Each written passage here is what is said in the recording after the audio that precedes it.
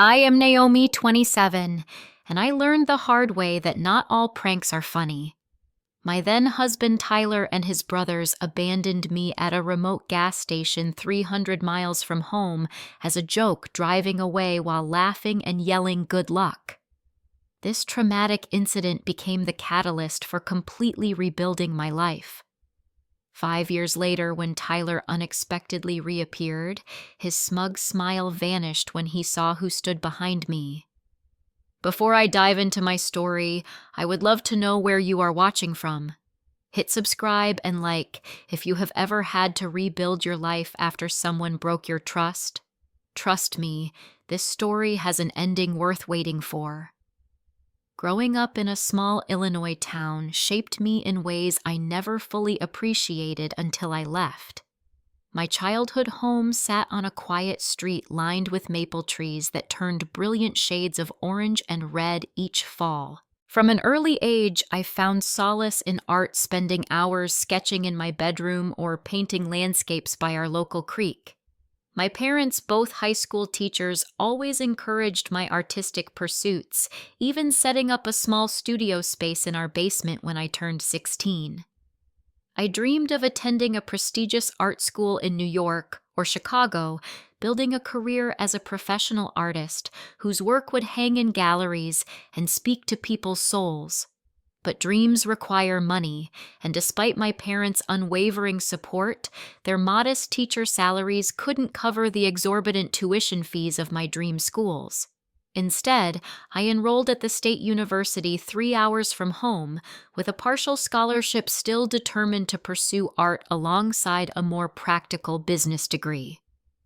That first semester of college was a whirlwind of adjustments. New freedoms, challenging classes, and the struggle to balance my passion for art with more marketable subjects left me feeling overwhelmed and sometimes lonely. Then I met Tyler in my economics class during sophomore year. Tyler wasn't like anyone I had ever dated before. He walked into the lecture hall 10 minutes late wearing a confident smile that somehow charmed our normally strict professor.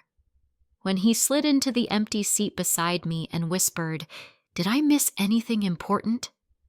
I should have recognized his disregard for rules and boundaries. Instead, I noticed his perfectly tousled dark hair and the dimple that appeared when he smiled. Unlike my previous boyfriends, who were mostly quiet artistic types like myself, Tyler was the life of every party. His charismatic personality drew people to him like moths to a flame. He could transform the most boring gathering into an event everyone talked about for weeks. I was mesmerized by how easily he navigated social situations, never seeming to doubt himself or worry about what others thought. Our relationship progressed with dizzying speed. Within 3 months, we were inseparable. Tyler's spontaneous adventures added excitement to my otherwise structured life. Midnight road trips to see the sunrise over Lake Michigan, surprise picnics in unusual locations, and elaborate dates that he somehow arranged on a college student's budget made me feel special in ways I had never experienced.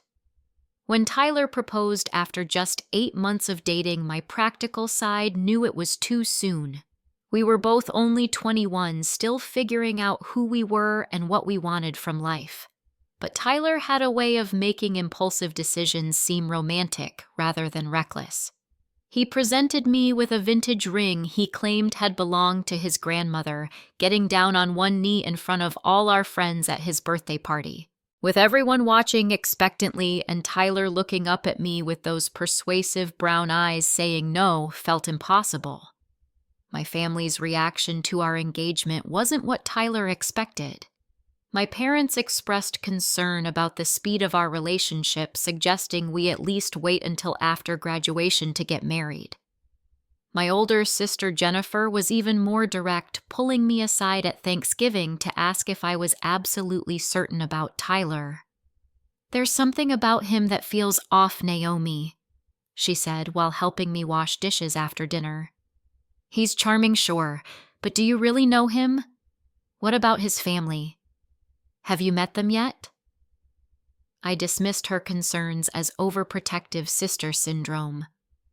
Tyler had briefly mentioned his parents' divorce when he was 12 and his 3 brothers who all lived within an hour of each other. He described a tight-knit family that prioritized brotherhood above all else, something I found endearing since I had always wished for siblings closer to my age. I finally met Tyler's brothers at our wedding 6 months later. The ceremony was smaller than I'd dreamed of, held in a rustic venue that Tyler selected because it was available on short notice. Jake, Mason, and Liam arrived together, their physical resemblance to Tyler unmistakable. All 4 brothers shared the same strong jawline, dark hair, and confident posture that commanded attention. During the reception, I overheard fragments of conversation about pranks they had pulled on each other over the years. Stories about replacing shampoo with hair removal cream, staging fake arrest scenarios, and something involving super glue and a toilet seat that made them roar with laughter while Tyler playfully shoved Mason. "Welcome to the family, little artist," Jake said when he hugged me goodbye, the slight slur in his words betraying how much he had enjoyed the open bar. "Just remember Hamilton's play hard. Better develop thick skin." Those words should have been my first real warning, but caught up in wedding excitement and the belief that marriage would somehow transform Tyler into the partner I needed, I smiled and assured him I could handle whatever came my way. The early signs of trouble appeared within weeks of our wedding. Tyler's brothers visited constantly, their presence transforming our small apartment into what felt like a permanent fraternity house. They would arrive unannounced, often staying late into the night, playing video games and reminiscing about childhood stunts that increasingly sounded less like innocent mischief and more like calculated cruelty. My art supplies, once neatly arranged in the spare bedroom I had hoped to use as a studio, were gradually pushed aside to make room for Tyler's gaming setup, and the extra mattress kept there for when his brothers crashed overnight. My paintings were relocated to the closet after Liam accidentally spilled beer on a canvas I had been working on for weeks.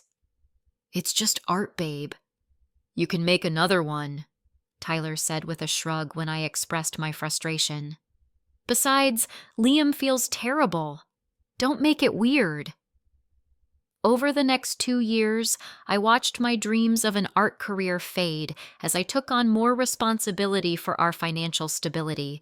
Tyler's job at his uncle's insurance company provided inconsistent income with commissions that were promised but rarely materialized. Meanwhile, I worked mornings at a local coffee shop and afternoons at a framing store, using my artistic eye to help customers, but never finding time to create my own work. Tyler never seemed concerned about money despite our struggling bank account.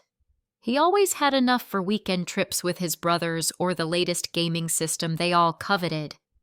When I suggested creating a budget, he accused me of not trusting him. "You sound just like my mother," he complained. "Always worried about money instead of enjoying life. Is that really who you want to be, Naomi?" Gradually, I stopped reaching out to my college friends, embarrassed by how different my life had become from the independent artistic future we had once discussed together. Calls to my family became less frequent, too tired of making excuses for why we couldn't visit, or explaining away the background noise of Tyler's brothers during our conversations. With each passing month, my self-confidence diminished. The vibrant, ambitious woman who once dreamed of seeing her artwork in galleries was replaced by someone who walked on eggshells in her own home, someone who measured her words carefully to avoid triggering Tyler's defensive outbursts, or worse, his dismissive laughter.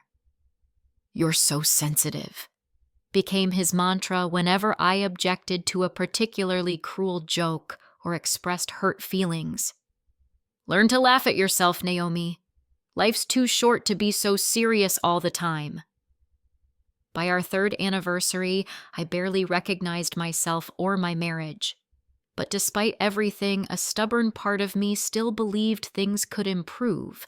if I just tried harder to fit into Tyler's world and his family's definition of fun.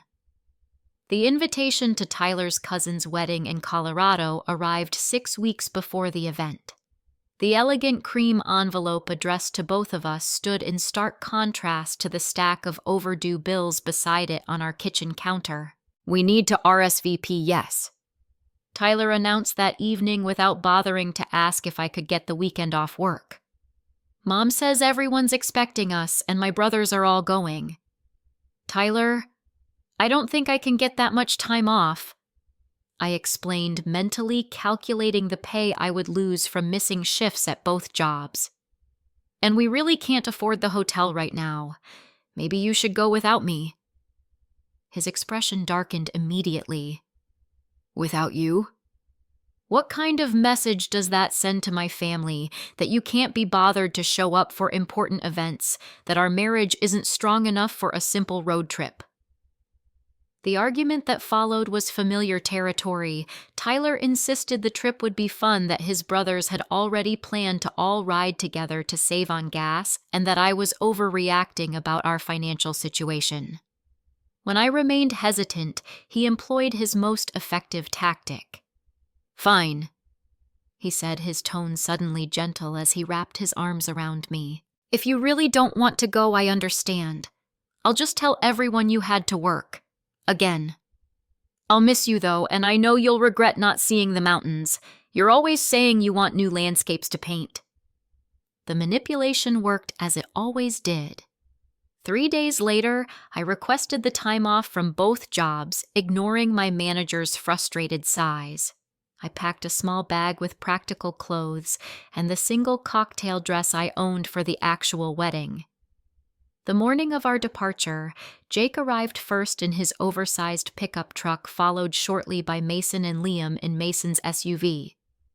"Change of plans," Tyler announced as I carried my bag outside. "We're all going in Jake's truck. More fun that way, and we'll save even more on gas." I hesitated, eyeing the truck's cramped extended cab. "Where will all our bags fit, and won't it be crowded with 5 people?" "Already figured it out," Liam said, tossing my bag into the truck bed where it landed unceremoniously beside their duffel bags. "You can sit on Tyler's lap if it gets too tight." The brothers laughed as they climbed in, leaving me the middle seat squeezed between Mason and Tyler. As we pulled away from our apartment building, I tried to push aside my growing anxiety and focus on the positives. At least I would see the Rocky Mountains for the first time. Maybe I could even take some reference photos for future paintings if I ever found time to paint again. 4 hours into the journey, the true nature of the trip became increasingly clear. The brothers passed around a flask, despite Jake being behind the wheel, reminiscing about past road trips and inside jokes that excluded me entirely. When I asked them to turn down the pounding music so I could take a brief nap, they responded by cranking the volume higher and singing along deliberately off-key. The rural Nebraska landscape stretched endlessly outside my window, vast fields, occasionally broken by small clusters of buildings that could barely be called towns. We had long left the interstate in favor of state highways that Jake insisted would save time, though the decreasing quality of the roads suggested otherwise. "Bathroom break," Jake finally announced, pulling into a rundown gas station that stood isolated along the highway. According to the faded sign, the next town was 30 miles away. "Thank God." I muttered, my bladder uncomfortably full from the coffee I'd been drinking to stay alert amid the brothers' rowdiness. The gas station appeared to be a relic from a different era. Its weathered exterior paint peeled in the harsh sun, and only 2 ancient pumps stood in front. A handwritten sign on the door indicated they accepted cash only. "I'm going to use the restroom and grab some snacks," I told Tyler as we pulled alongside the pump. "Does anyone want anything?" "Get us some jerky and those spicy chips Mason likes," Tyler replied, handing me a $20 bill. "And maybe see if they have those energy drinks with the black can." Inside the store smelled of dust and old coffee. A middle-aged woman with faded blonde hair sat behind the counter flipping through a magazine with disinterested eyes. She barely looked up as I entered, merely pointing toward a door in the back when I asked about the restroom. The bathroom was as neglected as the rest of the building, but relatively clean considering the location. I took my time washing my hands thoroughly and fixing my ponytail in the spotted mirror. My reflection looked tired, dark circles prominent beneath my eyes. When had I started looking so worn down, I selected the snacks Tyler had requested, adding a chocolate bar for myself as a small indulgence. The cashier rang up my items, slowly making small talk about the unusually hot weather and asking where I was headed. "A wedding in Colorado," I replied, glancing out the window to check on the truck. My stomach dropped when I realized it was no longer parked at the pump. "I think my husband moved the truck," I said, more to myself than to the cashier. "I'll be right back." Stepping outside, I scanned the small parking area and the road in both directions. No sign of Jake's distinctive black pickup. A knot formed in my throat as I walked around the building, thinking perhaps they had parked in back while waiting. Nothing. Returning to the store entrance, I pulled out my phone to call Tyler. The call went straight to voicemail. I tried again with the same result before sending a text. "Where are you guys? Did you move the truck?" 3 agonizing minutes passed before my phone chimed with a response. The message from Tyler contained only 6 words. "Lighten up. Find your own way back. It'll be funny later." Disbelief warred with rising panic as I tried calling again. This time I heard Tyler's phone ring once before being declined. I immediately tried Jake's number with the same result. Then Mason's. Then Liam's. All calls sent directly to voicemail after a single ring. Another text came through, this time a photo of all 4 brothers in the truck, Tyler giving a thumbs up from the passenger seat as they sped down the highway. The caption read, "Road trip tradition outsider gets the boot. Don't worry, someone will pick you up eventually." The cashier must have noticed my distress because she approached concern etched on her weathered face. "Everything all right, honey? Your ride coming back?" Words stuck in my throat as the full reality of my situation hit. I was stranded at a remote gas station in unfamiliar territory over 300 miles from home, with limited funds and no transportation. My husband and his brothers. I finally managed my voice barely above a whisper. "They left me here. As a joke." The woman's expression shifted from concern to outrage. "They what? Left you here alone in the middle of nowhere?" I nodded, showing her the text and photo as tears blurred my vision. "Those no good," she muttered, trailing off as she shook her head. "Listen, sweetheart, we'll figure something out. My name's Doris. Come sit down behind the counter while we think." In a daze, I followed Doris to a small stool behind the register. She poured me a cup of coffee from an ancient pot, apologizing for its likely bitterness. "Let me check your wallet first," she suggested practically. "See what we're working with." Opening my purse, I discovered another cruel aspect of their prank. Most of my cash was gone, leaving only $12 and some change. My credit card remained, but with our joint account nearly maxed out, it offered little security.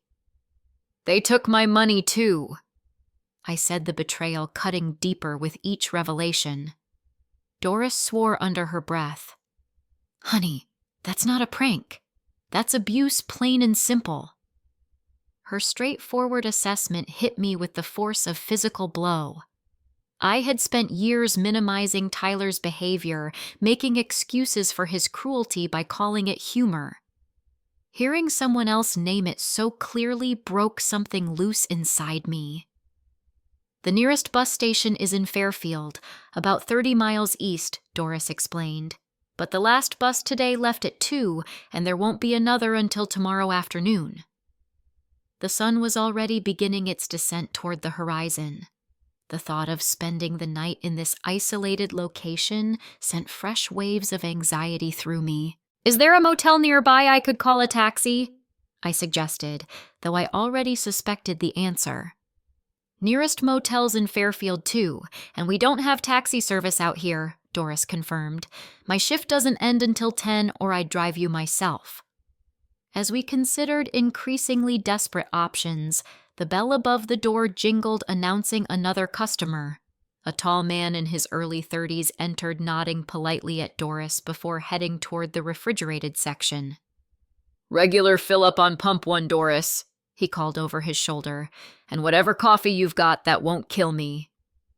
"Jackson, hold up a minute," Doris responded. "You heading back to Fairfield tonight?" The man named Jackson approached the counter, curiosity evident in his expression as he noticed me sitting behind it.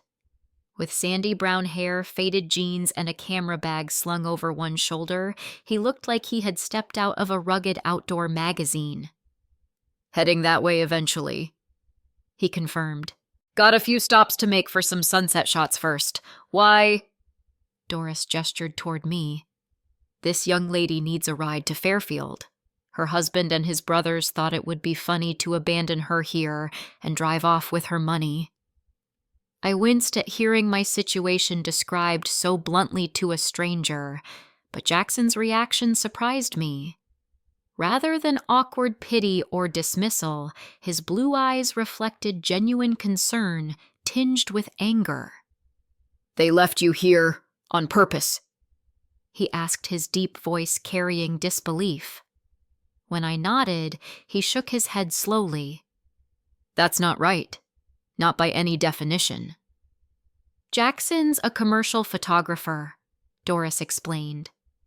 "Travels these roads all the time, capturing those fancy billboard images and magazine spreads. Known him for years, never met a more trustworthy soul. Under normal circumstances, I would never consider accepting a ride from a man I had just met.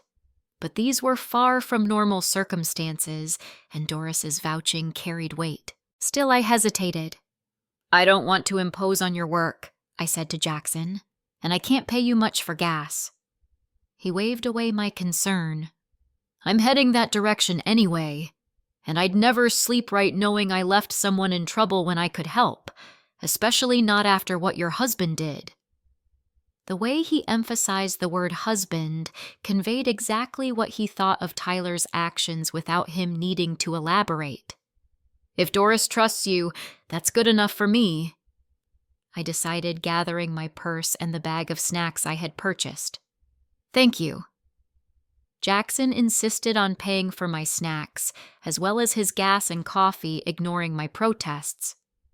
As we walked toward his vehicle, I was relieved to see a well-maintained SUV rather than anything more intimidating. The back was filled with photography equipment carefully arranged in protective cases. "Sorry about the mess," he said, clearing some maps and a notebook from the passenger seat. "Occupational hazard. I live out of this thing half the time." Once we were on the road, an awkward silence settled between us. I stared out the window at the endless fields, trying to process the reality of my situation. "I'm not usually like this," I finally said. "Getting into cars with strangers, I mean." Jackson glanced over briefly before returning his attention to the road.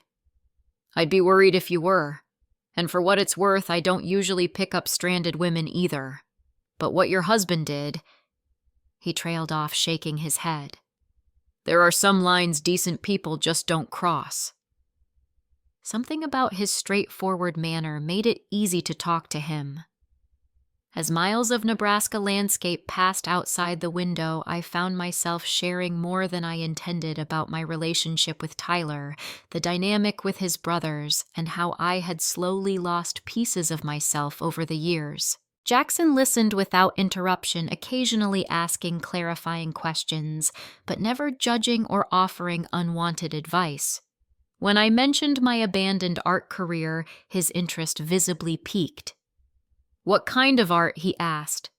Mostly oil paintings, landscapes, some portrait work. Nothing spectacular. I replied, the familiar self-deprecation slipping in automatically. I doubt that, he said with unexpected conviction. In my line of work, you develop an eye for genuine talent. I'd bet good money yours is being wasted.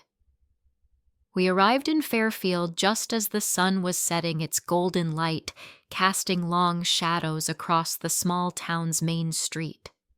The bus station, a modest building with a faded sign, stood dark and closed. Looks like Doris was right about the bus schedule, Jackson observed. What's your plan now? The question highlighted the complete lack of planning that had characterized my marriage to Tyler. Always reacting, never directing, making the best of situations rather than creating the situations I wanted. I'm not sure, I admitted. Find a motel for the night, I guess, then catch tomorrow's bus. Well, let me buy you dinner at least, Jackson offered. There's a decent diner around the corner. We can figure out next steps while we eat. And before you protest, I was planning to eat there anyway. Been driving all day and their meatloaf is actually edible. The corner cafe lived up to its literal name, occupying the corner of Main Street and Elm. Its interior featured the expected red vinyl booths and checkerboard floor, but was surprisingly clean and welcoming. A middle-aged waitress named Betty greeted Jackson by name, confirming his status as a regular. Over surprisingly good meatloaf and mashed potatoes, our conversation deepened. Jackson explained his work photographing everything from national park landscapes for tourism campaigns to product shots for major corporations. He lived in Chicago, but spent weeks at a time on the road following the light and capturing moments others might miss. Photography is about authenticity. He explained, his passion evident. Anyone can take a pretty picture these days with phone filters and apps. I'm interested in the raw truth of a moment, the reality that exists whether someone is there to capture it or not. As he spoke, my phone buzzed repeatedly with incoming messages. Tyler had apparently realized I wasn't finding his prank amusing. Check it if you need to, Jackson said, noticing my discomfort. The messages grew increasingly manipulative, starting with, "Just a joke, babe, don't be so serious," and progressing to, "You're really worrying me now, please respond." The final text contained a photo of all four brothers making exaggerated sad faces with the caption, "We're coming back for you eventually." The laughter evident in their expressions, even as they pretended remorse, crystallized something inside me. This was my reality. This was what I had accepted as love. You know, Jackson said after I shared the messages, when I was 12, my dad left our family for his secretary. Classic story, right? But what I remember most is how my mom handled it. She told us, "We deserve people who stay. Remember that." He took a sip of his coffee before continuing. I've always carried that with me. We deserve people who stay, not just physically but emotionally. People who are present, who respect boundaries, who consider our feelings. His words resonated in a place I had long neglected, a part of myself that knew I deserved better than what Tyler offered. I have a friend in Chicago, I said suddenly, the idea forming as I spoke. Amanda. We were close in college before I got married. She's invited me to visit many times. Chicago's a great city. Jackson nodded encouragingly. And about 8 hours from here by bus. What if I don't go back? The question emerged barely above a whisper, as if saying it louder might break whatever spell had allowed me to consider such a drastic step. What if instead of waiting for the bus to take me home, I get on one, headed to Chicago?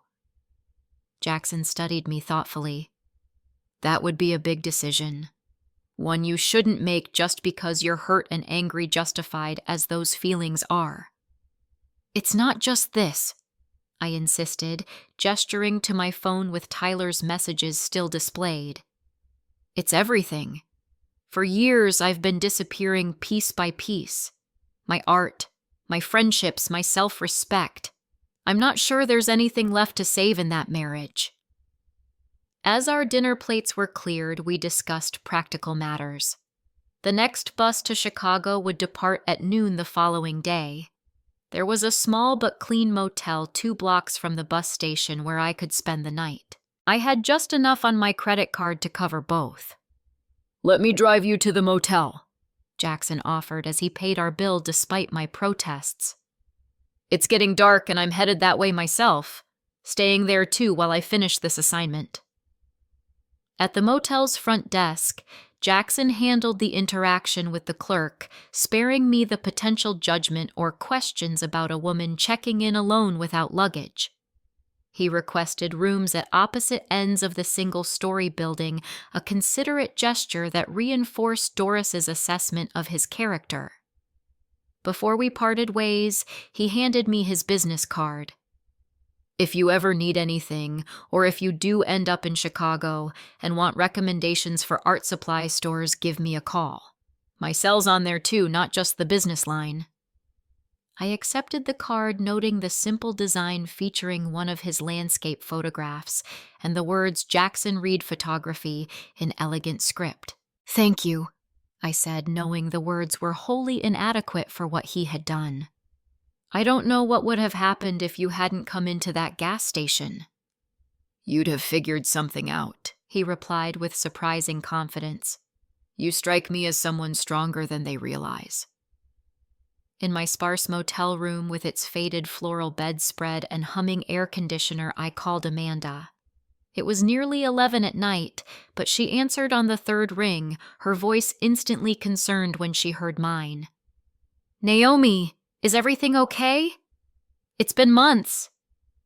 Through tears, I hadn't realized we're falling. I explained my situation. The abandonment at the gas station. Jackson's kindness. My tentative plan to come to Chicago rather than return home. "Get on that bus," Amanda said firmly when I finished. "My couch is yours for as long as you need it. We'll figure everything else out once you're here and safe." That night, as I lay on the unfamiliar motel bed staring at water stains on the ceiling, Tyler called repeatedly. I watched his name flash on my screen until finally near midnight, I turned the phone off completely. The silence that followed felt like the first deep breath I had taken in years.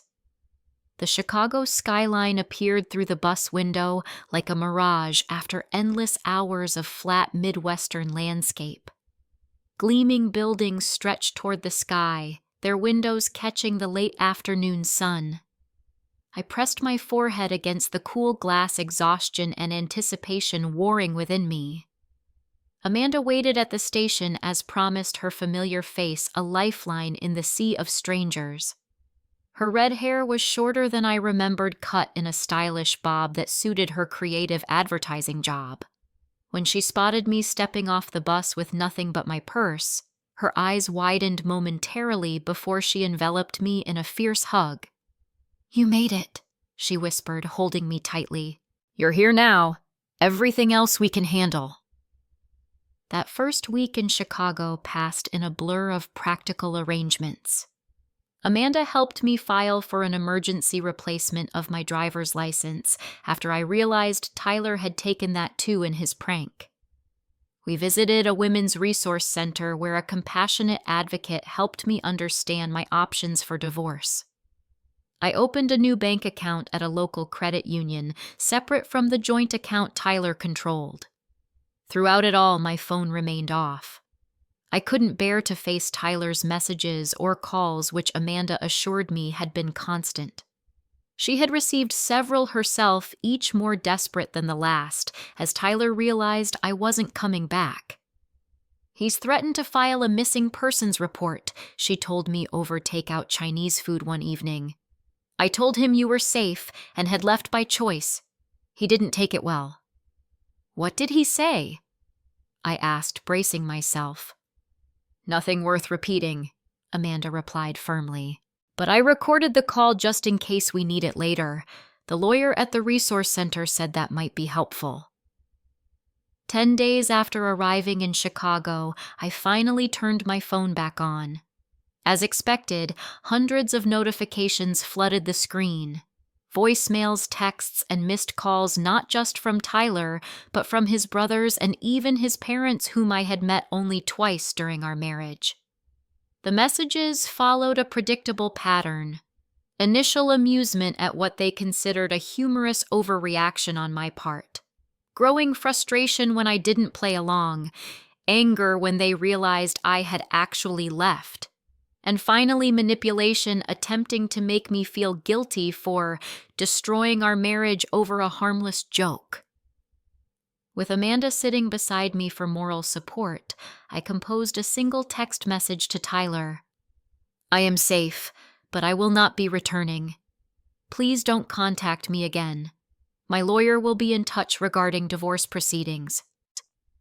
Then I blocked his number and those of his brothers. Within an hour, Tyler began calling from unknown numbers, leaving increasingly hostile voicemails that solidified my decision to leave. The Women's Resource Center connected me with a lawyer who specialized in divorces involving emotional abuse. She helped me file the paperwork from Chicago, explaining that my residency in Illinois would be established over time. The good news, she explained during our second meeting, is that you don't have children or significant assets to complicate matters. The house was rented, the car is in his name, and the joint account is nearly empty according to your records. 3 weeks into my new life, Amanda's advertising agency needed a receptionist to cover a maternity leave. Though overqualified, I gratefully accepted the position, relieved to begin earning my own income and contributing to household expenses. Each evening after work, I explored my new neighborhood, gradually mapping the unfamiliar streets in my mind and discovering hidden gems. A community art supply store with a kind owner named Marcus, who offered classes in the back room. A tiny cafe that served the best blueberry muffins I had ever tasted.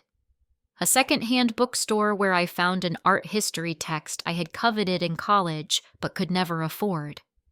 Slowly, I began rebuilding myself from the foundation up. Amanda's encouragement led me to join a weekly art group that met in a community center near her apartment.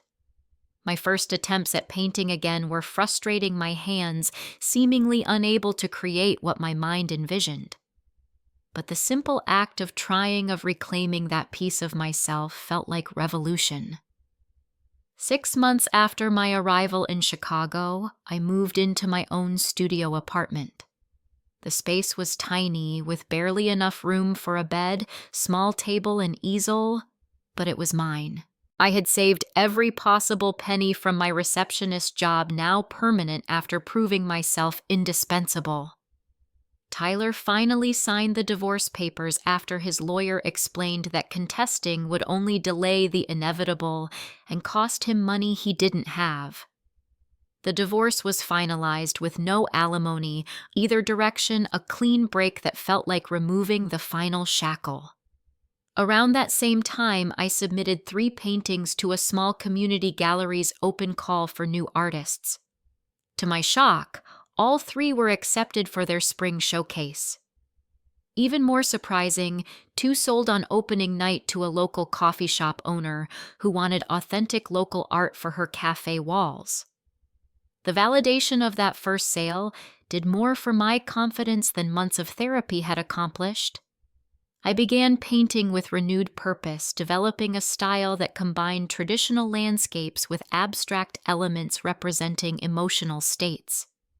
Night cityscapes viewed through rain-streaked windows, abandoned rural buildings with unexpected splashes of vibrant color, horizons that blended reality with imagination. On the 1-year anniversary of what I now called my Freedom Day, Amanda organized a small celebration dinner with friends I had made through art classes and my job. Surrounded by people who knew me as I was, now not as Tyler's quiet wife, I realized how much I had changed. My voice was stronger. my laugh more frequent, my posture straighter. To Naomi, Amanda toasted, raising her glass of champagne, who taught us all that the end of one story can be the beginning of a much better one. 2 years after leaving Nebraska behind, my life in Chicago had taken on a rhythm and purpose I could never have imagined while with Tyler. My tiny studio apartment had been upgraded to a slightly larger one-bedroom in an artist-friendly building with good natural light. A small but growing client base commissioned paintings for their homes and businesses, allowing me to reduce my receptionist hours to part-time. A local gallery had begun representing my work, placing it alongside more established artists and introducing me to Chicago's vibrant art community. On a crisp autumn evening, I attended the opening of a photography exhibition at the Museum of Contemporary Art. Amanda had received complimentary tickets through her agency and insisted I join her, claiming I needed to network with the fancy art people if I wanted to advance my career. The exhibition featured landscape photography with an environmental message. Stunning images of threatened ecosystems displayed alongside stark documentation of human impact on natural spaces. The contrast was powerful, and deliberate beauty and destruction in conversation across the gallery walls. The photographer has an incredible eye for light, I remarked to Amanda as we studied a particularly moving image of an old-growth forest at dawn. The way he captures the sunbeams through morning mist makes you feel like you're actually standing there. You should tell him that yourself, Amanda replied with a cryptic smile, nodding toward a small crowd gathered near the center of the gallery. The artist is doing a talk in 5 minutes. We found space along the back wall as the museum curator introduced the photographer. My heart stuttered in my chest as Jackson Reed stepped forward, looking more polished than when I had last seen him, but with the same genuine presence that had comforted me on the worst day of my life. His presentation was engaging and unpretentious, focusing more on the environments he hoped to protect than on his own technical skill. When the formal talk ended and attendees began approaching him individually, Amanda nudged me forward. Go say hello. What are the odds of running into your roadside hero in Chicago? It must be fate. Despite my protests about bothering him during his big night, I found myself moving toward Jackson as the crowd around him thinned. He was answering a question about his camera equipment when our eyes met over the shoulder of his conversational partner. Recognition flickered instantly, followed by a genuine smile that reached his eyes. Naomi, he said politely, excusing himself from the previous conversation. Naomi from Nebraska. Is that really you? It's me, I confirmed suddenly, self-conscious under his attentive gaze. Congratulations on the exhibition. Your work is extraordinary. Thank you, but wait. He gestured to the space around us. What are you doing in Chicago? Did you actually do it? Make the change you were considering? The next hour passed in a rush of catching up. Jackson listened intently as I summarized the past 2 years, his expression registering appropriate outrage, concern, and ultimately approval as my story progressed from leaving Tyler to building my new life. I knew it, he said when I mentioned my growing success as an artist. I could tell even then that you had something special. I'm just glad you found your way back to it. When Amanda tactfully excused herself with claims of an early meeting the next day, Jackson invited me to continue our conversation over coffee at a nearby cafe. The ease between us was remarkable given our brief previous interaction, as if we had known each other much longer than circumstances would suggest. I moved here permanently about a year ago, Jackson explained as we settled at a corner table with our drinks.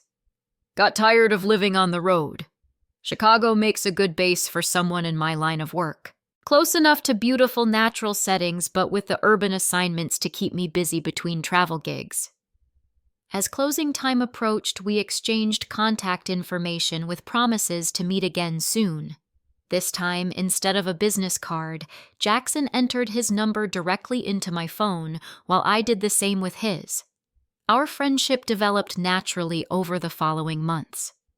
Coffee dates became dinner outings, gallery visits expanded to weekend hiking trips, where Jackson taught me to see landscapes through a photographer's eye, while I sketched scenes that later became paintings. The first time he kissed me was during a summer thunderstorm that caught us unprepared in Lincoln Park. Ducking under a park pavilion soaked and laughing, Jackson tucked a strand of wet hair behind my ear with gentle fingers. "I've been wanting to do this since the gallery opening." He admitted, his face inches from mine. "Actually, if I'm being completely honest, I've been thinking about it since that motel in Nebraska." "Really?" I asked, genuinely surprised. "Even when I was such a mess." "Especially then," he replied. "There was something about your courage deciding to change your entire life rather than accept being treated that way. It was compelling." When his lips finally met mine, the connection felt like coming home to a place I had never been before. Familiar and new, simultaneously comfortable, yet exhilarating. Our relationship progressed with intentional slowness, both of us bringing past experiences that warranted caution. Jackson had his own history of heartbreak, a long-term relationship with a fellow photographer who had chosen career advancement over their partnership. We discussed our fears and boundaries, openly building trust through consistent respect and honest communication. 6 months after our first kiss, Jackson suggested we move in together. His apartment was larger than mine, with a spare room that could become my dedicated studio space. The decision felt significant, but a step taken with clear eyes rather than the impulsive leaps that had characterized my relationship with Tyler. Living with Jackson revealed new dimensions of compatibility. His early rising photographer's schedule complemented my tendency to paint into the evening hours. We shared household responsibilities equitably without the gendered expectations Tyler had imposed. Jackson's genuine interest in my creative process matched my fascination with his photographic techniques. Most importantly, I never felt diminished in Jackson's presence. My successes were celebrated rather than threatened him. My occasional struggles were met with support rather than impatience. My boundaries were respected without question or manipulation. When I experienced inevitable triggers from my past moments, when a casual joke or unexpected change of plans sent me spiraling into anxiety, Jackson responded with patience and understanding. He never made me feel broken for carrying these wounds, instead, creating space for healing through consistent trustworthiness. A year into our relationship, we collaborated on a joint exhibition combining his photographs with my paintings inspired by the same locations. The show, titled Parallel Visions, received positive reviews in local arts publications and sold out opening weekend. Following that success, Jackson was offered a prestigious assignment photographing national parks for a major conservation organization's anniversary publication. The project would require extensive travel over several months, a significant opportunity for his career. "I want to take it," he told me honestly as we discussed the offer, but not at the expense of what we're building together. "What do you think?" The question itself represented everything different about this relationship. My opinion mattered. My feelings were considered. My role was partner, not accessory. "You should absolutely take it," I replied without hesitation. "It's perfect for you, and we'll make it work." During the months of his project, we maintained connection through video calls and weekend visits whenever geography allowed. I focused on my own growing career, accepting a commission for a large-scale installation in a new corporate headquarters downtown, and teaching a beginner's painting class at the community center where I had once restarted my own artistic journey. When Jackson returned permanently, his photography enhanced by the experience and his appreciation for home deepened by absence. Our reunion felt like the beginning of a new chapter rather than a temporary conclusion. On our second anniversary, during a private picnic in the sculpture garden where we had shared our third date, Jackson produced a small velvet box from his camera bag. "I'm not Tyler," he said softly, opening the box to reveal a delicate vintage ring with a small emerald instead of a traditional diamond. "And I know you're not the same Naomi I found at that gas station. We've both grown so much these past 2 years together and individually." He took my hand, his usually steady photographer's fingers trembling slightly. "I don't want to own you or change you or dim your light in any way.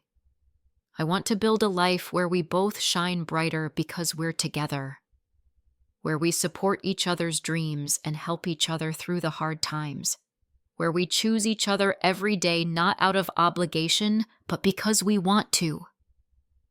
Tears blurred my vision as he continued. "Naomi, will you marry me? Not tomorrow or next month, but whenever feels right to you. On your terms, in your time." The yes that followed came from a place of strength rather than insecurity, certainty rather than desperation. This engagement represented partnership rather than possession, a beginning rather than an ending.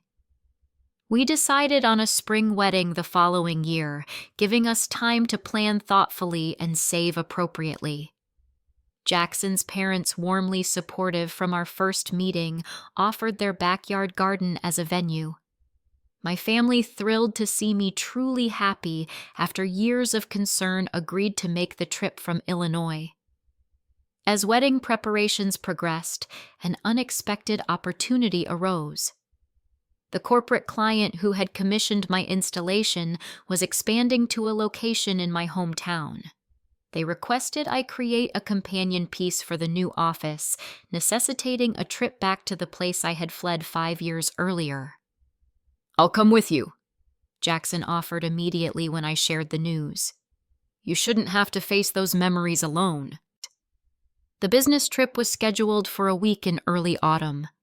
As our flight descended toward the familiar flat landscape, anxiety tightened my chest despite Jackson's reassuring presence beside me. "We don't have to stay in your old town," he reminded me, sensing my tension. "The hotel's in the city and we'll only be here 4 days. You've got this." Rather than staying with family, we checked into a downtown hotel that offered comfortable anonymity. The meetings with the commission committee went smoothly, my professional confidence unshaken by geographical triggers. They approved my proposal, enthusiastically signing contracts that represented my largest commission to date. "We should celebrate," Jackson suggested after the final meeting. "Dinner somewhere nice? You pick." I chose an upscale restaurant that had opened after my departure, avoiding places with personal history. The sleek interior with its modern artwork and ambient lighting felt worlds away from the life I had lived here before. We were halfway through our appetizers when I saw him.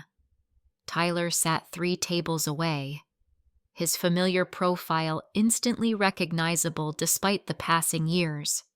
He was with a woman approximately my age, her blonde hair styled in an elaborate updo that suggested special occasion rather than casual dinner. My fork clattered against my plate as recognition washed through me, sending adrenaline coursing through my veins. Jackson noticed immediately, his eyes following my frozen gaze. "Is that?" he began quietly. I nodded, unable to form words, as competing emotions battled within me. Fear, anger, and most surprisingly, pity. Tyler hadn't changed much physically. His dark hair was styled in the same deliberate, casual way his gestures animated as he spoke to his companion. But even from a distance, I could see the strain around his eyes, the forced quality of his smile. "Do you want to leave?" Jackson asked, already prepared to signal for the check. "We can go somewhere else." "No," I said, finding my voice. "This is a good restaurant and we're celebrating. I won't let his presence change that." We continued our meal, though my awareness of Tyler remained acute. I was just finishing my entree when our eyes met across the restaurant. For a moment, his expression remained blank before recognition dawned. The double take would have been comical in any other circumstance. Tyler excused himself from his table and approached ours with the same cocky swagger I remembered, though it seemed more performative than natural now. His companion watched with curious eyes. "Naomi," he said, as if he couldn't quite believe it. "Wow, what are you doing back in town?" "Business trip," I replied, keeping my tone neutral. "How are you, Tyler?" "Good, good." He nodded too enthusiastically. "Really good, actually. Working at my uncle's firm still, but I'm up for partner next year." His gaze shifted to Jackson, curiosity and assessment evident. "And who's this new boyfriend?" "This is Jackson," I said, deliberately not specifying our relationship. "Jackson, this is Tyler." Jackson extended his hand with perfect politeness, though I could feel the tension in his body beside me. "Nice to meet you." Tyler's handshake was brief and dismissive as he turned his attention back to me. "You look good, Naomi. Different but good. City life must agree with you." "I'm happy," I confirmed simply. "Chicago's been good to me. I'm working as an artist now, paintings and installations. Just landed a major commission here, actually." A flicker of something crossed Tyler's face. Surprise, disbelief. It passed quickly, replaced by his characteristic bravado. "Art, huh? That's great. Always knew you'd figure that out eventually. The brothers ask about you sometimes, you know. That whole thing in the gas station, just a stupid joke that got out of hand. You always were sensitive about stuff like that." Before I could respond, the restaurant door opened and 3 familiar figures entered. Jake Mason and Liam, only slightly older versions of the men who had driven away, laughing at my predicament 5 years ago. Tyler noticed my gaze and waved them over, apparently unaware of how unwelcome this reunion was from my perspective. "Speaking of the devils," he called out with forced joviality, "look who I found, guys." The brothers approached recognition and discomfort, crossing their faces in varying degrees. Jake, the oldest, looked genuinely embarrassed. Mason maintained the same smirking expression I remembered. Liam, the youngest, seemed uncertain how to react. Well, well," Mason said, recovering first. "The runaway wife returns. Did Chicago finally get tired of you?" Jackson tensed beside me, but I placed a gentle hand on his arm. This was my battle to fight.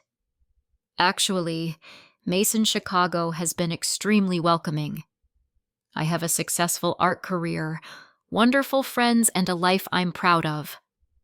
"Good for you," Jake interjected, sounding sincere despite the awkwardness. "You deserve that." Tyler's date approached, curiously inserting herself into our increasingly uncomfortable circle. "What's going on, Tyler? Who is this?" "Oh, Brittany, this is Naomi, an old friend from way back," Tyler replied dismissively. "And her friend Jackson." Brittany's eyes widened slightly. "Naomi? As in your ex-wife, Naomi?" The directness of her question suggested Tyler had told her at least some version of our history. I wondered which parts he had included and which he had conveniently omitted. "The very same," I confirmed with a small smile. "Nice to meet you, Brittany." Mason, never one to let a tense moment pass untroubled, chuckled. Hey, remember that road trip, Tyler? When we left her at that gas station in the middle of nowhere, man, the look on her face when she came out and the truck was gone. Brittany's expression shifted from curiosity to horror. You did what? It was just a joke. Tyler insisted, shooting Mason an angry look. Family tradition, kind of a prank we played on newcomers. You abandoned your wife at a gas station as a joke, Brittany clarified, her voice rising slightly. How is that funny? The conversation had attracted attention from nearby tables. Tyler's confident posture faltered as he realized the narrative was slipping from his control. It wasn't like that, he protested. Tell her, Naomi. It was just a stupid joke that you overreacted to. Jackson chose that moment to excuse himself briefly, stepping away with a reassuring touch to my shoulder. I watched him move toward the restaurant entrance, puzzled by his timing. Actually, Tyler, it was exactly like that, I replied calmly. You and your brothers left me stranded 300 miles from home with almost no money. You took my ID, ignored my calls, and sent me pictures of all of you laughing about it. Jake at least had the decency to look ashamed. That was a bad call on our part. Way over the line. Tyler's face reddened. Come on, it was 5 years ago, and you clearly landed on your feet, so what's the big deal? Why are you still holding a grudge? I'm not holding a grudge, I said truthfully. I'm simply stating facts. And the fact is that joke showed me exactly what our marriage was. It was the wake-up call I needed to leave a relationship that was hurting me more than helping me. Jackson returned to the table, accompanied by a woman I didn't recognize. She was perhaps 40, with a sleek professional appearance and an observant gaze that took in the scene before her. Sorry to interrupt, Jackson said smoothly. Naomi, this is my sister Elise. She happened to be in town for a conference and joined us for dessert. Your sister, Tyler repeated, looking confused. Yes, Elise confirmed, extending her hand professionally. Elise Reed, attorney specializing in cases of domestic abuse and abandonment. The calculated timing of this revelation was not lost on anyone present. Tyler physically recoiled as if struck. I don't know what he's told you. Tyler began defensively, gesturing toward Jackson. But there was no abuse in our marriage. Abandonment doesn't require physical violence to cause harm, Elise replied mildly. In my practice, I see many women who have experienced similar pranks that cross legal boundaries. Did you know that leaving someone stranded without means of transportation or communication can constitute criminal endangerment in some jurisdictions? Mason's smirk had completely disappeared. It was just a joke, he repeated weakly. A joke requires that everyone finds it funny, Elise continued. Otherwise, it's simply cruelty. Brittany stepped away from Tyler, slightly reassessing him with new eyes. How far was this gas station from the nearest town? 30 miles, I supplied. With the nearest bus station another 30 beyond that. And you just left her there, Brittany pressed, turning to Tyler. Your wife, alone. It wasn't a big deal, Tyler insisted, his voice rising defensively. People get stranded all the time. Someone would have helped her. Someone did help her, Jackson interjected quietly. Me. I found her fighting tears at that gas station with no money, no transportation, and no one to call for help because her husband and his brothers thought her distress was entertaining. Recognition finally dawned on Tyler's face as he connected the dots. Wait, you're the guy from the gas station, the one Doris mentioned when I called looking for Naomi. The very same, Jackson confirmed. Brittany's horror had transformed to disgust. I need to go, she announced, gathering her purse. I'm not feeling well suddenly. Britt, wait, Tyler called after her retreating figure. "It wasn't like that. It was just a dumb joke from years ago." As Tyler hurried after his date, the brothers lingered awkwardly. Jake cleared his throat. "For what it's worth, Naomi, I am sorry. It was cruel and stupid." Mason and Liam muttered similar half-hearted apologies before following their brother toward the exit, leaving us in sudden quiet. Elise smiled warmly, dropping the stern attorney persona. Well, that was satisfying to watch. And yes, I really am Jackson's sister, though the coincidence of being in town was a slight embellishment. As we finished our meal in peace, I felt a weight lifting that I hadn't realized I still carried. Seeing Tyler again had confirmed what I already knew. I had made the right choice 5 years ago when I decided not to return. Later that evening, back in our hotel room, I received a text from an unknown number. It was Brittany explaining that she had gotten my contact information from Tyler's phone before leaving the restaurant. "I believe you," her message read. "Thank you for helping me see who he really is before things went further. I'm sorry for what happened to you." I showed the message to Jackson, who wrapped his arms around me from behind as I stood looking out at the city lights. "How do you feel?" he asked, resting his chin on top of my head.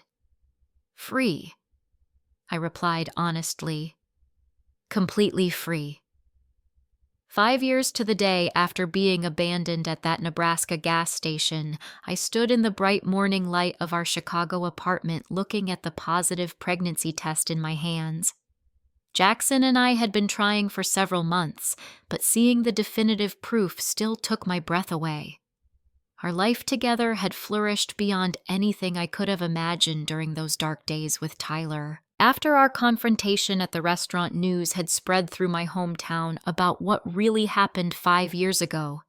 Tyler's reputation suffered significantly, especially when several other women came forward with similar stories of pranks that crossed boundaries. Surprisingly, Tyler's mother had reached out to me through my parents, offering a sincere apology for her son's behavior and her own blindness to it. While I appreciated the gesture, I maintained firm boundaries around any direct contact with Tyler or his family. Jackson and I had married in a joyful spring ceremony, surrounded by friends who had become family. My art career had expanded to include teaching positions at 2 local colleges and regular exhibitions in galleries across the Midwest. Jackson's photography continued to gain recognition for its authenticity and environmental advocacy, leading to a book contract with a major publisher. Together, we had established a small nonprofit organization called New Horizons, providing resources and support for women rebuilding their lives after leaving harmful relationships. The foundation grew from our shared belief that sometimes the worst moments in our lives can lead to unexpected blessings if we have the courage to move forward. "Jackson."